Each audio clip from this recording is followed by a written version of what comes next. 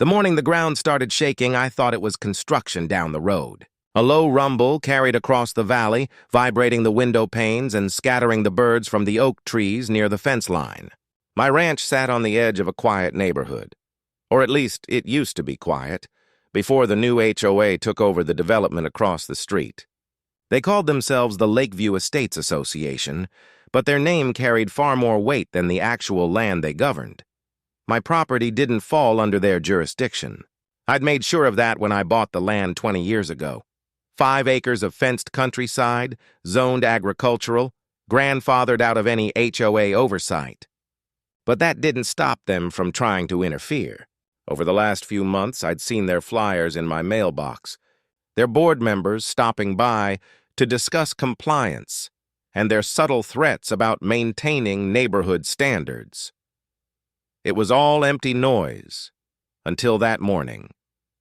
When I stepped outside, the air was thick with dust. A yellow excavator stood near the property line, chewing through the earth like it owned the place. A crew of men in neon vests worked in a straight line along my eastern fence, digging deep into the soil. From the look of it, they were cutting a trench, a long, narrow scar stretching from the edge of the asphalt all the way toward the woods behind my house. At first, I thought it was some kind of mistake. Maybe a drainage project or a utility company doing maintenance. But then I saw the flags. White and blue stakes dotted the dirt, with the HOA's logo stamped right on them. Lakeview Estates, Beautification Project. Beautification. That's what they called it when they tore up land that wasn't theirs. The trench grew deeper by the hour. They worked without hesitation, confident, even arrogant, as if no one would dare question them. My fence post began to lean where the soil had been scooped away. The earth under my gravel driveway started to shift. They weren't just near my land, they were on it. And the worst part? They knew it. Over the years, I'd dealt with petty harassment from HOAs before. The last one sent letters demanding I repaint my barn because it clashed with neighborhood tones. Another threatened legal action when I parked my tractor near the road. But this was different. This was an act of aggression, deliberate and organized. I walked the perimeter that afternoon, tracing the path of their dig. The trench cut across the back section of my property, separating the house and barn from the lower field. It was at least 3 feet deep, 6 feet wide, and nearly 100 yards long, the kind of trench you dig to install heavy pipework or block access. But there were no utility markers, no permits, no sign of legitimate work. Just the HOA's boldness carved into my soil. That night, as the machines sat silent and the sun dipped below the pines, I stood by the window and watched the empty dig site. It was eerie, that line of raw earth slicing through the land I'd built my life on. I couldn't shake the sense that it wasn't about construction at all. It was about control, and if control was what they wanted, they picked the wrong man to challenge. I walked to my workshop, unlocked the metal cabinet, and pulled out the box I'd hoped I'd never need again, my security system kit. A full set of motion-activated 4K trail cameras, solar-powered with night vision and time-stamped cloud storage. I'd bought them years ago to monitor wildlife and trespassers, but now they'd serve a different purpose.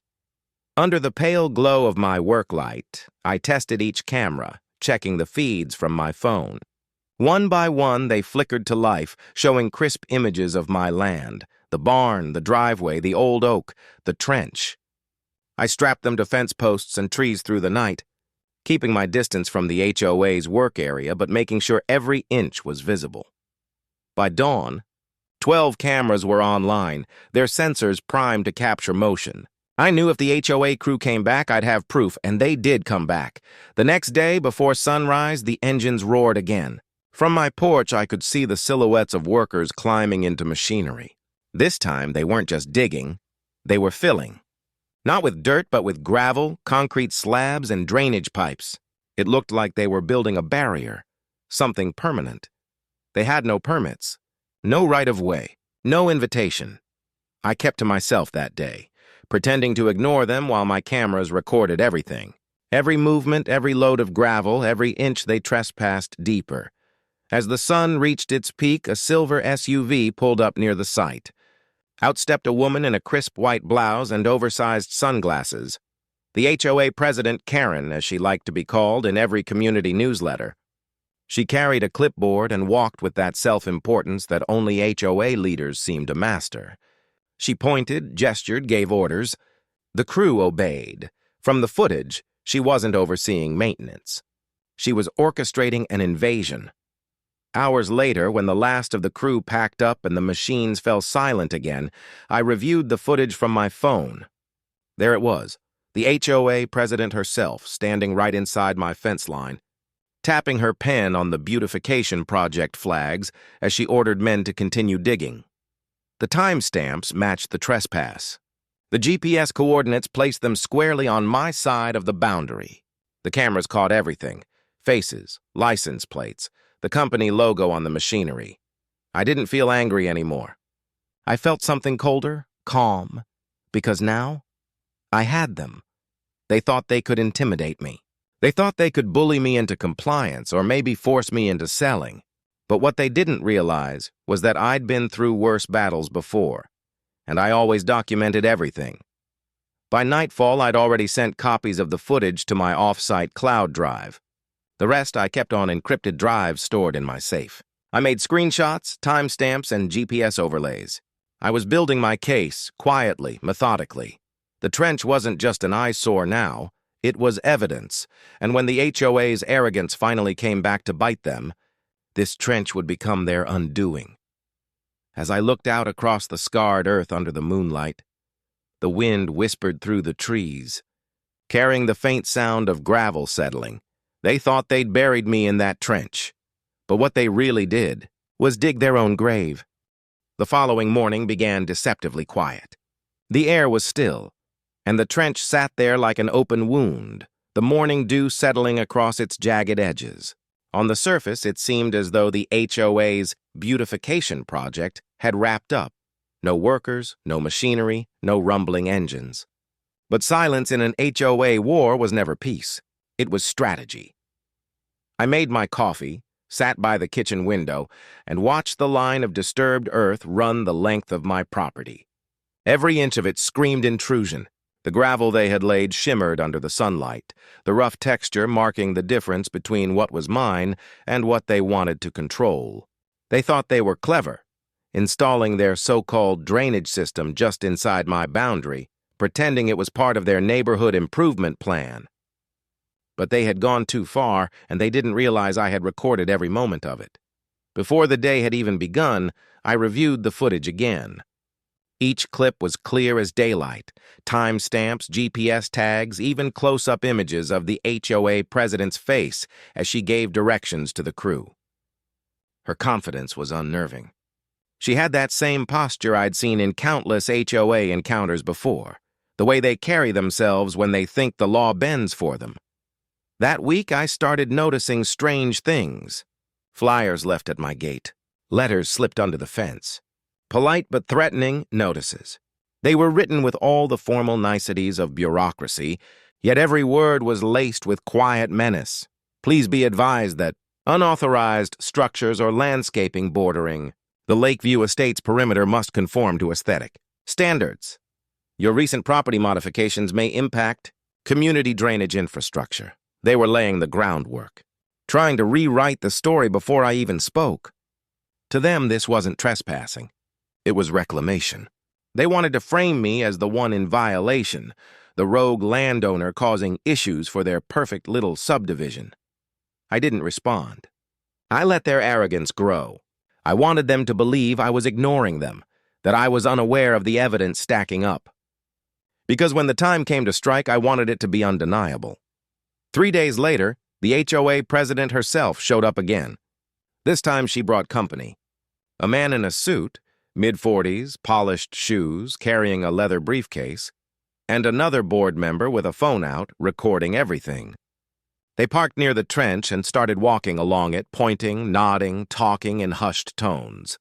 From the window, I could see the smirk on her face. She was planning something bigger. What she didn't realize was that every camera around them had already locked onto their movement. The footage streamed directly to my phone, crystal clear, with audio. Every arrogant word she said about taking control of this eyesore was captured and automatically uploaded to my cloud. Later that afternoon, she sent me an email, cold and rehearsed. "Dear property owner, it has come to our attention that your land grading and fencing have encroached upon the Lakeview Estates managed perimeter zone. Our contracted construction was to improve drainage and accessibility for the community. Please comply with the association's request to realign your boundary within 7 days to avoid further action. Sincerely, Karen Miller, HOA President, Lakeview Estates Association." Encroached. That was the word she used, as if my 20-year-old boundary fence, recorded in county records, was somehow their problem. I smiled as I read it. Because I knew exactly what I was going to do next, I started by pulling the county maps. Property lines, plat records, survey coordinates, all legally verified and digitally archived. I compared them to the trench line. The HOA's project didn't just touch my land. It cut several feet into it. The footage from my cameras showed their markers driven into my soil, their equipment parked on my grass, their workers stepping well beyond their boundary. It wasn't just trespassing. It was destruction of property. That night, I made copies of everything. The footage, the maps, the HOA letters, the timestamps. I organized them into folders, labeled and dated, as neatly as a lawyer preparing for trial, because that's exactly what I was preparing for. But before I even filed anything, the HOA made their next move. The following morning, I woke up to find new signs hammered into the trench, metal stakes with laminated notices attached to them. The HOA logo was printed at the top, followed by bold red letters. "HOA property, no trespassing, violators will be prosecuted." It was almost laughable. They were standing on my land, declaring it theirs. I remember standing by the trench, reading one of those signs under the gray morning sky, feeling that quiet heat of disbelief, not rage, but a colder, heavier kind of anger. The kind that makes you plan, not react. The irony was delicious. They were trying to claim ownership over something my cameras had already proved they invaded. They wanted control of the narrative. They wanted the community to believe I was the one at fault, but they didn't understand how powerful the truth becomes when it's recorded. That same day, I visited the county sheriff's office. I didn't go there to complain, I went there to document. I filed an official report of property damage and trespassing, attaching the footage and the survey maps. The deputy who reviewed the evidence raised an eyebrow more than once. He didn't say much, but his expression said everything. By evening, the HOA's tone changed. Their next email was shorter, colder, and full of legal posturing. "Please refrain from interfering with the ongoing community improvement project. Any obstruction will result in legal measures." They were nervous.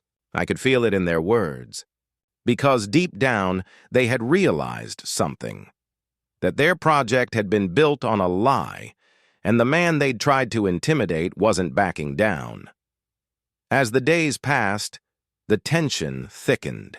HOA board members started driving by more often, slowing down near the trench, pretending not to stare at the cameras I'd installed along the fence. Some nights I'd catch headlights sweeping across the yard, the faint hum of an idling car on the road, and the red glow of brake lights before it drove off. They were watching me now, but I had been watching them first. And then, one night just before midnight, one of my cameras caught something different. A figure, hooded, moving slowly along the trench line, carrying what looked like a canister. The motion alert pinged my phone instantly. I opened the live feed, heart pounding, as the person crouched by the trench and began pouring something into it. When I checked the footage the next morning, the answer was clear. They weren't done escalating. Whatever they'd poured hardened by morning. Concrete sealant, maybe, or quick-set cement. They were trying to lock in their claim, but what they didn't know was that their little midnight stunt had been captured from 3 angles, in full color, with a perfect shot of their license plate as they drove away. That was the moment the story stopped being a neighborhood dispute. It became a case, one that was about to expose the HOA for everything they'd done.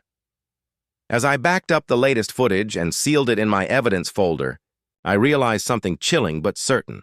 They hadn't dug a trench to divide property. They dug one to start a war, and I was ready to finish it.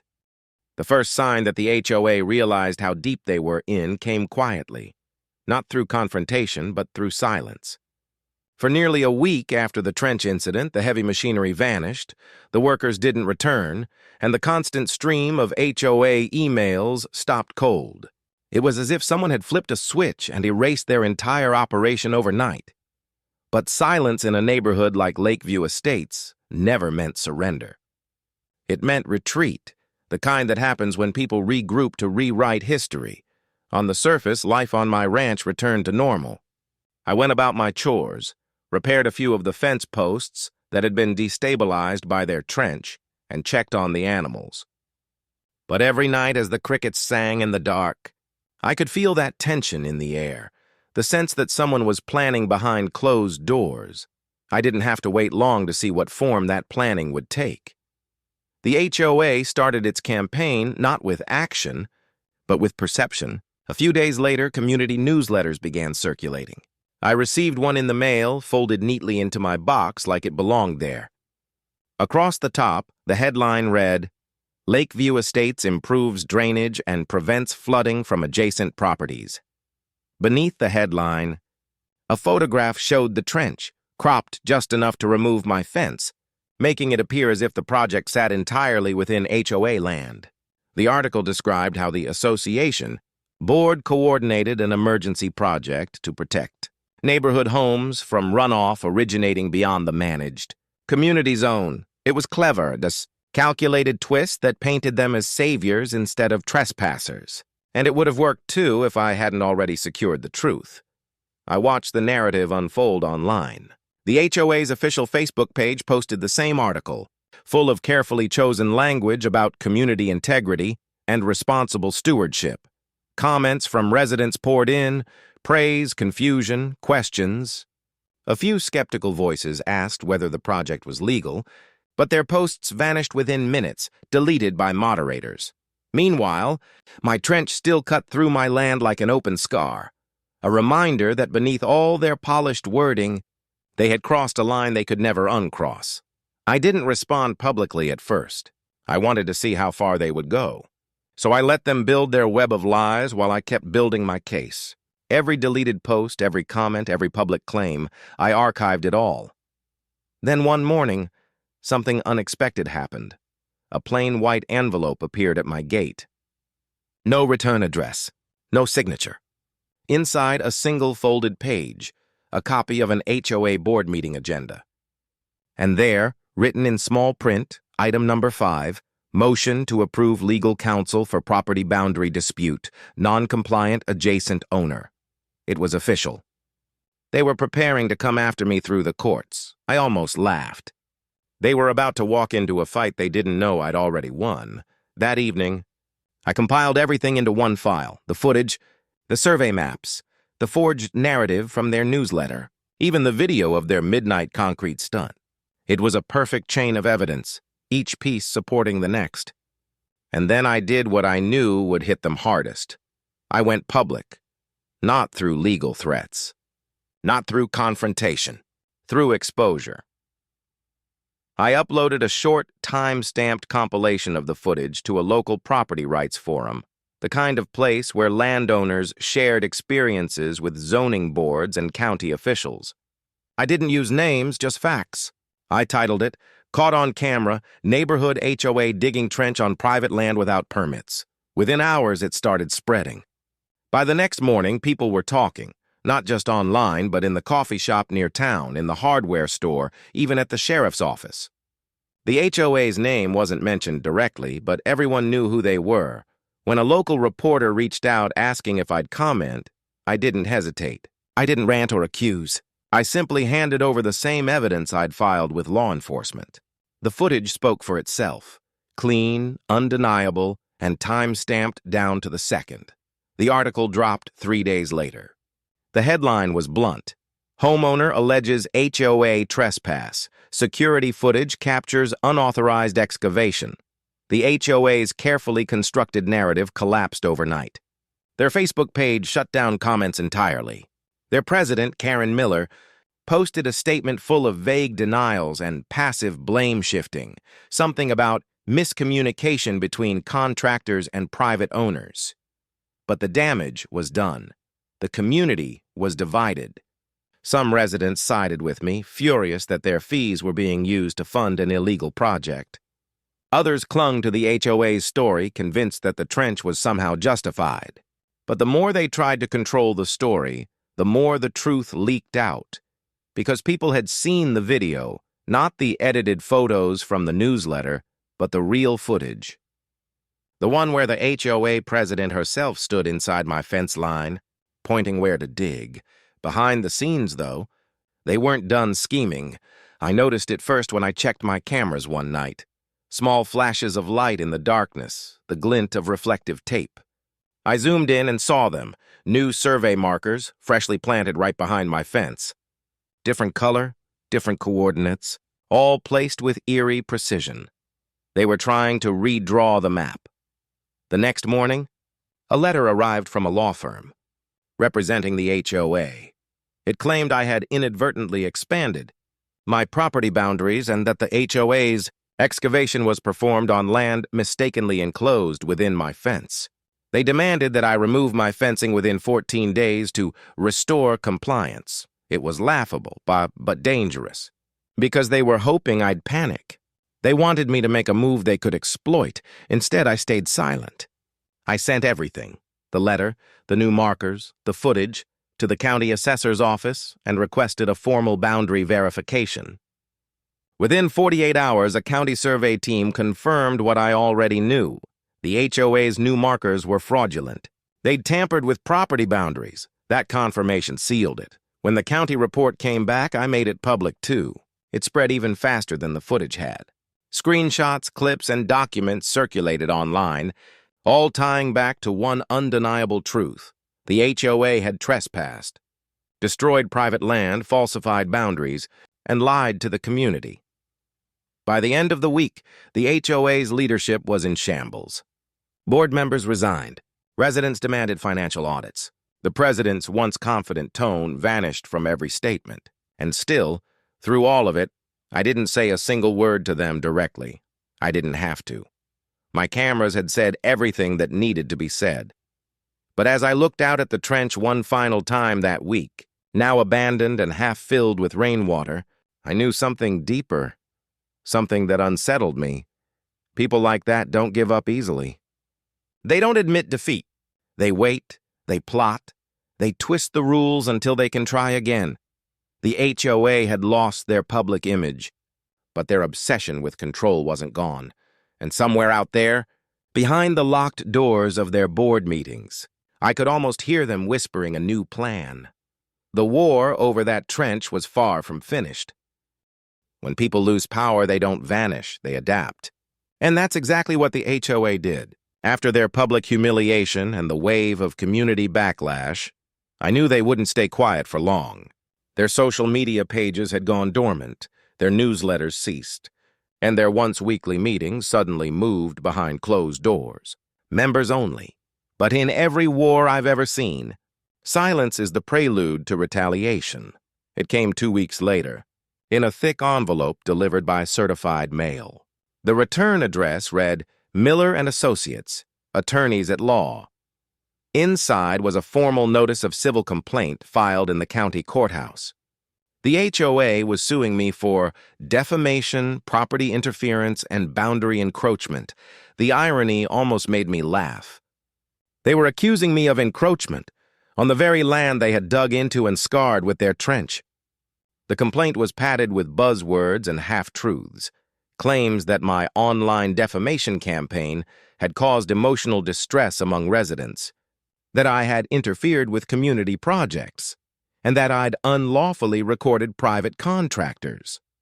But beneath all the noise, one thing was clear: this wasn't about law.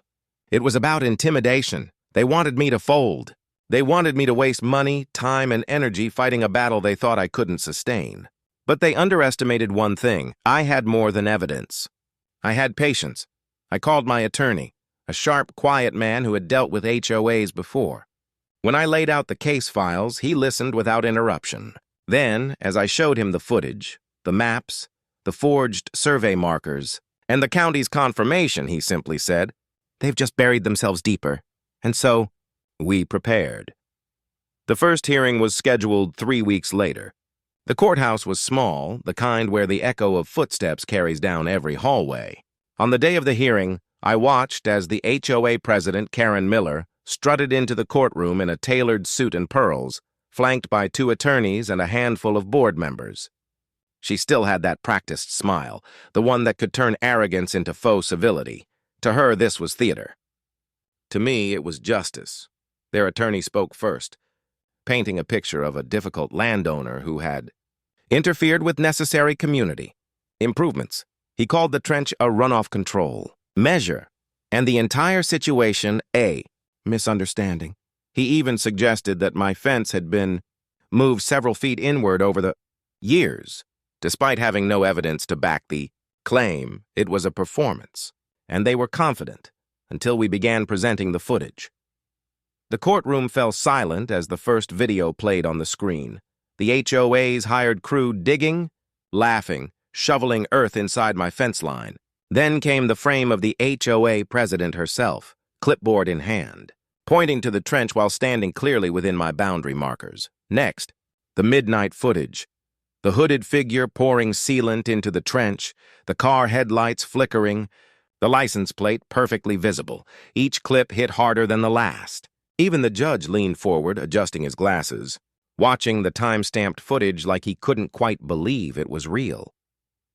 By the time the video ended, the HOA's attorney's expression had shifted from confidence to discomfort to something that looked a lot like panic.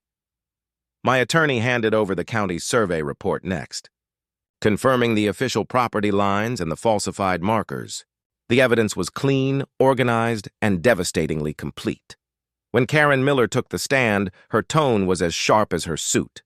She denied everything, said she never gave the order to dig, that she'd been misled by contractors, that the footage was edited out of context, but her words cracked when my lawyer pointed out the time and date overlay showing her presence at the site. Then came the final blow, a printed copy of the HOA's own newsletter, the one falsely claiming I'd caused drainage issues. It was irrefutable proof that they'd twisted the story long before the first complaint was ever filed. By the end of the day, the courtroom atmosphere had changed completely. What started as an HOA attack had turned into a full exposure of their misconduct. When the judge spoke, his tone was controlled, but the weight behind his words was unmistakable. He didn't issue a verdict that day. Civil cases take time, but he did make one thing clear. The HOA was ordered to halt all construction or modification activities pending the outcome of the case. That alone was a victory. Outside the courthouse, reporters were waiting. I didn't speak to them. I didn't need to. The footage had already spoken for me, and the truth had become public record. But as Karen Miller walked past the cameras, her composure cracked for the first time. For a moment, beneath the confidence, I saw something else in her expression. Fear, the kind that comes when a person realizes their control is slipping through their fingers. In the following weeks, the community divided even further. Residents demanded transparency. Some called emergency meetings, questioning where their HOA fees had gone. Others demanded resignations. Slowly, piece by piece, the facade of the Lakeview Estates Association began to crumble. But the fight wasn't over. Late one evening, as rain fell softly over the trench, now half filled with water and mud, I noticed something strange on one of my camera feeds. The feed glitched, static flashing across the screen. Then another went dark. I walked outside with a flashlight, rain soaking through my jacket, and found 2 of my cameras ripped from the posts, smashed against the ground. They weren't gone by accident. Someone wanted the eyes off them again. It was a message, a quiet warning that even with their reputation shattered, the HOA still had loyal hands willing to act in the shadows. I reinstalled new cameras that same night, stronger and higher this time, with hidden backups they'd never find, because if they thought they could scare me into backing down, they hadn't learned a thing. A few days later, my attorney called with news. The county was opening a separate investigation, not into me, but into them. The fraudulent markers, the misuse of HOA funds for unauthorized construction, and the potential environmental violation from the trench were now under review. The irony was perfect. The very evidence they'd tried to bury in that trench was the same evidence that was now digging up their crimes. As I looked out across the land, the once torn earth now soft from rain, grass beginning to grow over the damage, and I realized something profound. This fight had never just been about a trench. It was about principle, about the kind of arrogance that thrives when no one stands up to it. They'd tried to bury the truth, but instead, they unearthed every lie they'd ever told.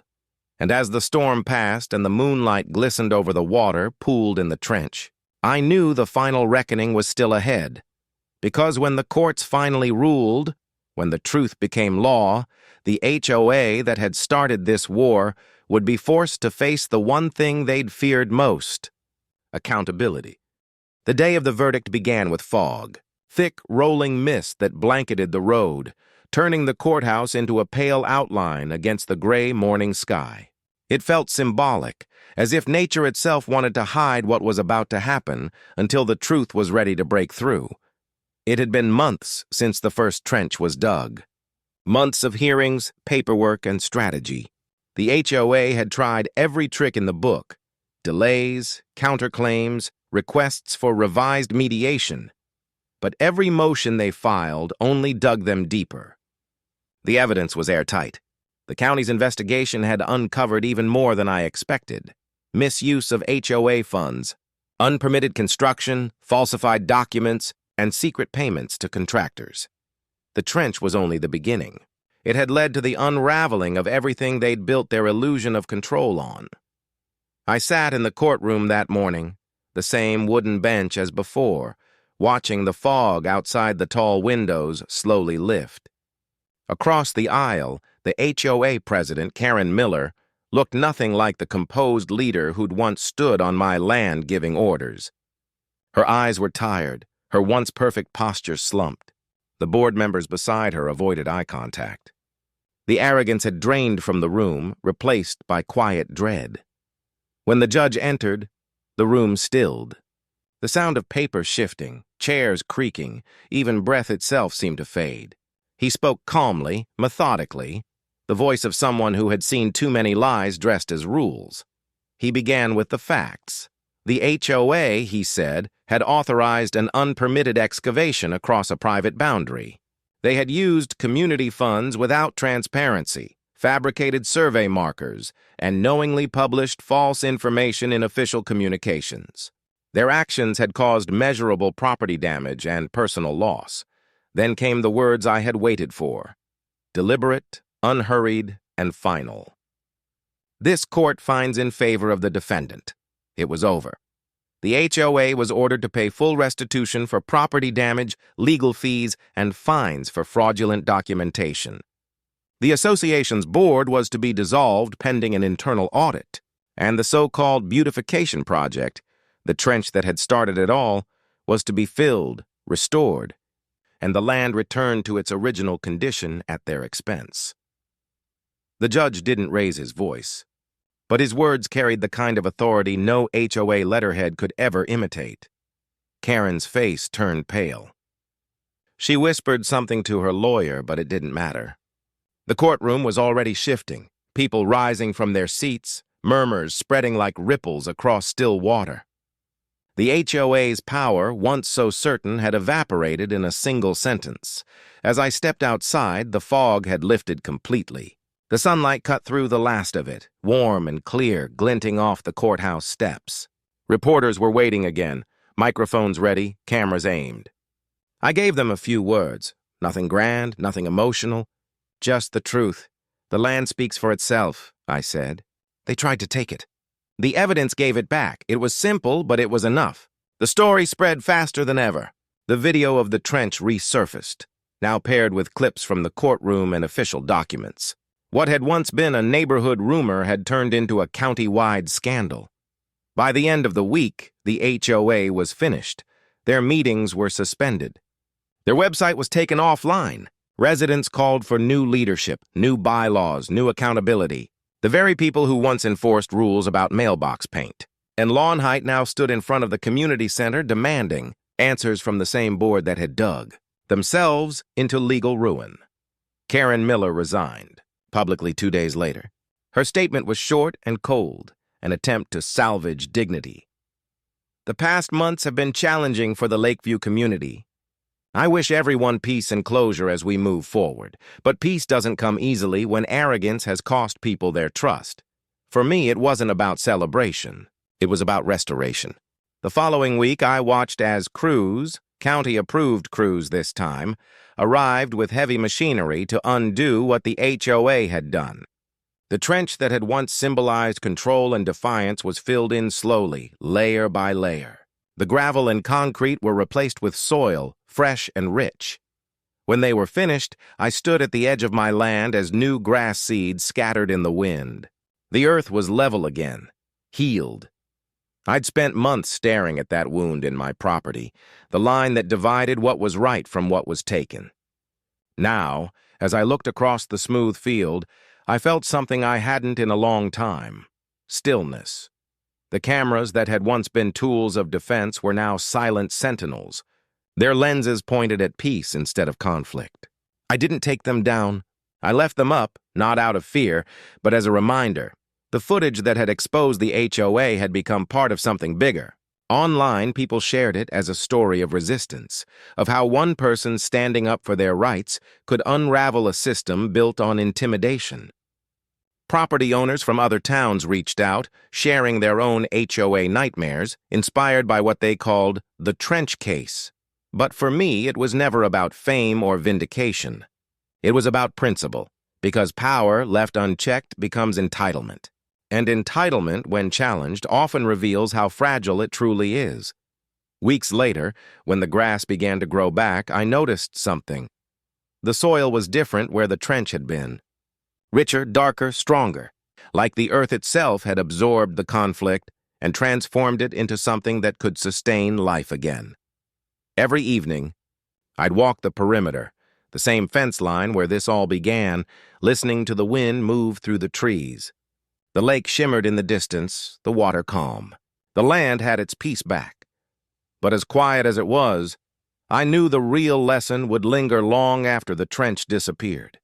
HOAs thrive on compliance, on the silence of those too weary to fight. But silence is permission, and documentation is power. That's what they never understood. That truth, when captured and preserved, becomes its own kind of weapon. They'd tried to dig a trench to separate what was theirs from what they thought should be mine. But in doing so, they built the very evidence that destroyed them. Now every time I look out across the field, I see more than restored land. I see the line that defined where their control ended and where my freedom began. The trench is gone. The scars are healed.